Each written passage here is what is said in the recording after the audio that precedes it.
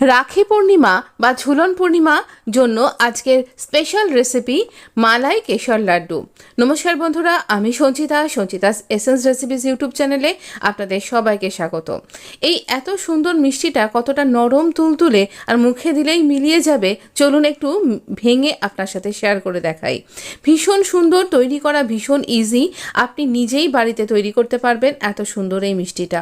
একটু ভেঙে দেখাচ্ছি, দেখুন ভেতরটা কতটা নরম, ভীষণ তুলতুলে। আর এই ধরনের মিষ্টি আপনি আপনার বাড়ির প্রত্যেকটা সদস্যকে দিতে পারবেন, আপনার দাদা এবং ভাইকে ছাড়াও।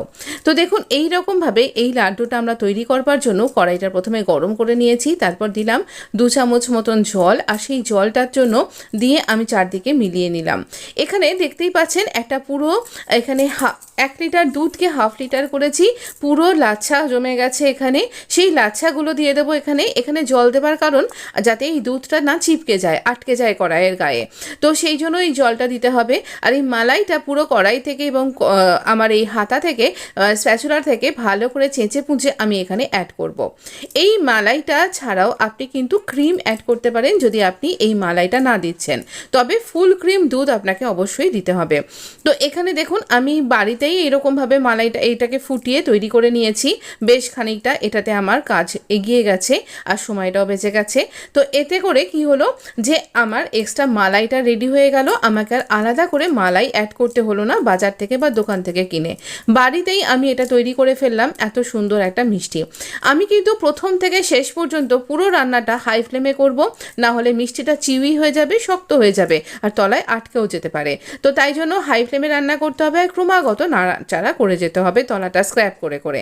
আমি বাড়িতেই 1 লিটার দুধে সমান পরিমাণ জল এবং ভিনিগার মিশিয়ে ছানাটা রেডি করে নিয়েছি। ছানা কি করে এই পর্যায়ে তৈরি করতে হবে তার একটা আলাদা বড় ভিডিও আছে, আমি আই বাটনে দিয়ে দেবো, আপনি দেখে নেবেন। তো এখানে ছানাটা ভালো করে আবার ঠান্ডা করে ধুয়ে নিতে হবে। এই স্ক্রাম্বল স্ট্রেকচারটাকে আমাকে একটা স্মুথ স্ট্রেকচারে নিয়ে আসতে হবে। তা দেখুন আমি 1 হাত দিয়ে এই দুধটাকে নাড়াচাড়া করছি আর 1 হাত দিয়ে এই ছানাটাকে স্ম্যাশড করছি। তো এইরকমভাবে আমাকে এই কাজটা করতে হচ্ছে কন্টিনিউ, কারণ দুধটা না হলে তলায় লেগে যেতে পারে। দুধটা যেই ফুটে উঠছে কয়েক মিনিট অন্তর অন্তর আমি এটাকে তলা থেকে স্ক্র্যাপ করে নাড়িয়ে দিচ্ছি, এই দেখুন। তো এইভাবে দেখুন স্মুথ একটা স্ট্রেকচার চলে এলো, পুরো মাখনের মতন। তো এবার এই ছানাটাকে আমি 2টো পোর্শনে ভাগ করব, একটা বড় পোর্শন আর একটা একটু ছোট পোর্শন। তো এইরকমভাবে আমি একদিকে এটাকে নাড়ছি আর একদিকে এই ছানাটাকেও মেখে নিলাম। দুধটা অলরেডি ঘন হয়ে গেছে, 2টো পোর্শনে ছানাটা ভাগ করা রইল। একটু দেখিয়ে দিই আমার এই দুধটা কতটা ঘন হয়েছে, দেখুন বেশ ঘন হয়েছে। আর যে লাচ্ছাগুলো ছিল সেগুলো একদম ভেঙে গিয়ে এখানে স্মুথ হয়ে মিশেও গেছে। এবারে যখন দেখবো এরকম একটা স্ক্রিমি স্ট্রেকচার চলে এসছে, বেশ দুধটা রিডিউস হয়ে গেছে, সেই সময়তে আমি এখানে দিয়ে দিলাম এই ছানাটা। আরও একটা ব্যাপার, আপনি কিন্তু এই রকম দুধের সাথে, দুধটা যদি আপনার কম থাকে আর ফুল ফ্যাট না থাকে, তাহলে আপনি 1 কাপ বড় 1 কাপ দুধের সাথে বা 250 মিলিলিটার দুধের সাথে আপনি একটুখানি মিল্ক মেডও মিশিয়ে নিতে পারেন, সেক্ষেত্রে চিনির পরিমাণটা বুঝে ব্যবহার করবেন। তো সব রকম প্রসেস আপনাকে আমি শিখিয়ে দিচ্ছি।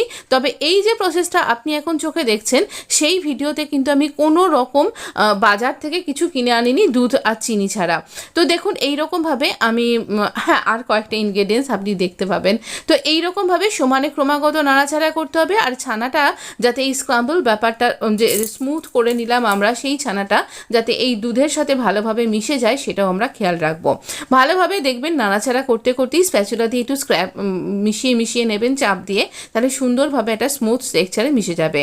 চিনি এই মিষ্টিটাতে খুব বেশি মিষ্টি হয় না, তাই মোটামুটি আমি এখানে বড় চামচের 6 চামচ মতন চিনি এখানে অ্যাড করেছি, টেবিল চামচ 6 টেবিল স্পুন। এবার খুব ভালো করে এরকমভাবে নাড়াচাড়া করে যেতে হবে ক্রমাগত, তলা থেকে স্ক্র্যাপ করতে হবে, সাইড থেকে স্ক্র্যাপ করতে হবে আর ক্রমাগত নাড়াচাড়া করতে হবে। এটাই একটাই মাত্র হাতের ব্যায়ামের কাজ। তো এইভাবে নাড়াচাড়া করতে করতে আপনি দেখতে পাবেন যে এই মিল্ক সলিড, এটা একটা সলিডে পরিণত হয়ে যাবে, মানে যেটা লিকুইড ফর্মে রয়েছে এটা সেমি লিকুইডে হয়ে এসছে অলরেডি। আর এখানে এটা কিন্তু আস্তে আস্তে একটা আটা মাখার মন্ডের মতন তৈরি হয়ে যাবে। যেমন আমরা সন্দেশ খাই সেই সন্দেশের টেক্সচার চলে আসবে। আর এই মালাই লাড্ডুটার মধ্যে কিছু আপনি দানাও দেখতে পাবেন যেরকমটা রয়েছে। এই মিষ্টিটাকে আমরা বাঙালিরা অনেকগুলো নামে কিন্তু ডেকে থাকি। এটা মালাই লাড্ডু তো বটেই, যে এতখানি মালাই এর মধ্যে পড়েছে। এছাড়াও এর আরও একটা নাম হচ্ছে কাঁচাগোল্লা। যেহেতু খানিকটা সন্দেশ ছানা আমরা রেখে দিয়েছি পরে অ্যাড করবার জন্য, এজন্য একে কাঁচাগোল্লা বলা হয়। আর এর আরও একটা ভালো নামও আছে, তার নাম প্রাণহরা। সত্যি কথাই, এটা যখন খাবেন একদম আপনার মন জয় করে নেবে, এতটাই এটা খেতে সুন্দর হয়। আর বারবার মনে হবে আপনি এটা বাড়িতে বানাবেন কবে।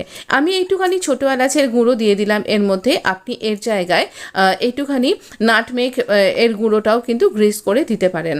তো এখানে নাটমেগ দিলে একটু সাবধানে দেবেন, বেশি যেন না হয়ে যায়, তবে এলাচের গুঁড়োটাই এর সাথে সব থেকে ভালো যায়। তো দেখুন এইরকমভাবে আমরা যে স্মল পোর্শন করে রেখেছিলাম কাঁচা ছানাটা, যখন এটা একদম প্রায় রেডি হয়ে এসছে সেই সময় আমরা এখানে এই ছানাটা মেশাবো। এই কাঁচা ছানাটা পরে মেশানো হয় বলেই এর নাম কিন্তু কাঁচা গোল্লা। আর গোল্লা গোল্লা করে পাকানো হয় লাড্ডুর মতন করে, তাই আমরা একে ভালোবেসে কাঁচা গোল্লা বলে থাকি। এই মিষ্টিটা ভীষণ সুন্দর খেতে, আর এটা প্রত্যেকটা বাঙালি মিষ্টির দোকানে আপনি পাবেনই পাবেন। যেমন কালাকাঁদ পাবেন তেমন এই মিষ্টিটাও পাবেন। যে কোনো উৎসব অনুষ্ঠানে কেশর তো মাস্ট বলুন, সেই জন্য আমি একটু কেশর জলে ভিজিয়ে রেখেছি। এই কেশরের জলটা কিন্তু আপনি এর মধ্যে দিতে পারেন, কিন্তু দিলে পারে কালারটা চেঞ্জ হয়ে যাবে, সেই জন্য আমি আর দিলাম না। আমি ওপর থেকে গার্নিশিংয়ের জন্য দেব, তাতে খেতেও খুব ভালো লাগবে, খুব ভালো একটা অ্যারোমা এর মধ্যে যোগ হয়ে যাবে, আর টেস্ট তো অনেকখানি এনহ্যান্স হবে।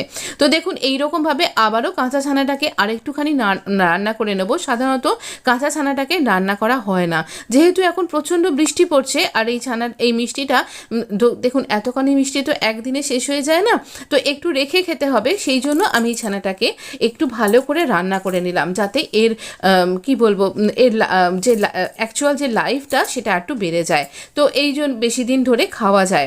এটাকে এইরকমভাবে আমি ঢেলে নিলাম একটা থালার মধ্যে। পুরো থালারে কোনো ঘি মাখন কিছুই দেওয়ার দরকার নেই, আমি ফুল ফ্যাট মিল্ক দিয়ে তৈরি করেছি। আর এটাকে ঠান্ডা হলে তবেই হাত দেবেন, আমি ঠান্ডা হয়ে যাবার পরই হাত দিচ্ছি। এই হচ্ছে আরও একটা কাঁচা গোল্লার রেসিপি, যেখানে মালাই ছিল না, শুধুই তৈরি করেছিলাম। একবার মনে হলে দেখতে পারেন, আমার সুইট প্লেলিস্ট যে আমার প্লেলিস্টটা আছে সেখানে আছে। তো এখানে আর নাহলে একটু স্ক্রল করতে করতে পিছন দিকে চলে যাবেন আমার ওল্ড যে ভিডিওগুলো আছে সেখানে। তো এইরকমভাবে এটা তৈরি হয়ে যায়। আর দেখুন কি সুন্দর, এখানে একটা মাপ করে নিন, সেই মাপ করে আপনি লাড্ডুগুলোকে তৈরি করুন। আর ভীষণ ক্রিমি একটা স্ট্রাকচার। আমার হাতটা অলরেডি অয়েলি হয়ে যাচ্ছে, হাতেও আপনাকে তেল ঘি কিছুই মাখিয়ে নেওয়ার দরকার নেই। কিন্তু এইরকমভাবেই আমি গোল্লাগুলোকে সেভ করে নিচ্ছি, আর ভীষণ অপূর্ব খেতে হয়, শুধু এইটুকুনি বলছি। অবশ্যই বাড়িতে বানাবেন, যখন মনে হচ্ছে বাড়িতে কোনো মিষ্টি আপনার বানানোর দরকার, বা কোনো মিষ্টির ক্রেভিং হচ্ছে, বা কোনো উৎসব অনুষ্ঠান রয়েছে, আপনি দুর্গাপুজো, রাখি পূর্ণিমা, এছাড়া জন্মাষ্টমী, এছাড়া আপনি কিন্তু যে কোনো অনুষ্ঠানে দিওয়ালিতেও কিন্তু এটা সার্ভ করতে পারেন, বা আপনার গণেশ পুজো আসছে, গণেশ পুজোতেও কিন্তু সার্ভ করতে পারেন, বাপ্পাকে দিতে পারেন। আমি এটা করে পেপার কাপের মধ্যে এই মালাই লাড্ডুগুলোকে দিচ্ছি। দেখুন কাউকে যখন সার্ভ করব তখন একটুখানি ডেকোরেশনটাও কিন্তু দরকার। আগে থেকে যদি দেখতে ভালো না হয় তাহলে তার খেতেও হয়তো ভালো লাগবে না, কি জানি, এটা আমার কিন্তু মনে হয়। সব কিছুর একটা ডেকোরেশন তো দরকারই লাগে, তাই না? আমরা যখন কোথাও বাইরে বেরোই একটু সাজগোজ করেই তো বেরোই। তো এইরকমভাবেই আমি একটু ডেকোরেট করে দিচ্ছি। আর এর সাথে তো অবশ্যই কেশরটা অ্যাড করতে হবে। তো এই কেশরের জন্য এর একটা আলাদাই মাত্রা পেয়ে যাবে, অবশ্যই কেশরটাকে অ্যাভয়েড করবেন না। এখানে এই কেশরটা দেখুন কি সুন্দর, আমি শুধু জলে দিয়েছিলাম, দুধ দিইনি। কারণ কি, এটা বললাম বেশি দিন ধরে প্রিজার্ভ করে রাখার জন্য, অ্যাটলিস্ট এক সপ্তাহ তো খাবোই বলুন। তো এই জন্যই এটাকে এরকম করে রাখা। তো এইরকমভাবে কেশরের জল আর আমি একটু করে এই কেশরগুলো দিয়ে দিচ্ছি। অপূর্ব লাগছে, শুধু একটুকুনি বললাম। আর শুধু লাগছে না, এটা খেতেও ভীষণ সুন্দর হয়েছিল। মানে শেষ হয়ে যাওয়ার পর বাড়ির লোক আফসোস করছে, আর আমাকে খালি আমার দিকে তাকাচ্ছে, মানে আবার একটা কবে হবে, এরকম একটা ব্যাপার আর কি। অবশ্যই বাড়িতে বানান, আবার বানানোর রিকোয়েস্ট আসবে বাড়ির লোকের কাছ থেকে, এটুকুনি বলছি। যাকেই বানিয়ে খাওয়াবেন তিনি খুবই বাবা বলবেন। আর অবশ্য করেই আমাকে জানাবেন আপনার কেমন লাগলো। আমি সবসময় আপনার কমেন্টের অপেক্ষায় থাকি, আপনাদের কমেন্টগুলো পড়ে করে আনসার দিতে আমার খুব ভালো লাগে। যদি ভিডিওটা আপনার একটুটুকুনিও ভালো লেগে থাকে অবশ্যই একটা লাইক দিতে ভুলবেন না। এতক্ষণ অবধি দেখেছেন, নিশ্চয়ই ভালো লেগেছে। চ্যানেলটা সাবস্ক্রাইব করে না থাকলে অবশ্যই সাবস্ক্রাইব করে নোটিফিকেশানটা অন করতে ভুলবেন না। একটু ভেঙে দেখাই এটা কতখানি একদম স্মুথ সুন্দর একটা টেক্সচার এসছে, আর এত মানে মুখে দিলে মিলিয়ে যাবে মুখের মধ্যে, এটুকুনি বলতে পারলাম। তো অবশ্যই বানাবেন, আর যদি বানিয়ে থাকেন আমাকে কমেন্ট বক্সে লিখে জানাতে ভুলবেন না। আপনি ভালো থাকবেন, সুস্থ থাকবেন, আপনার জন্য অনেক অনেক শুভকামনা রইল।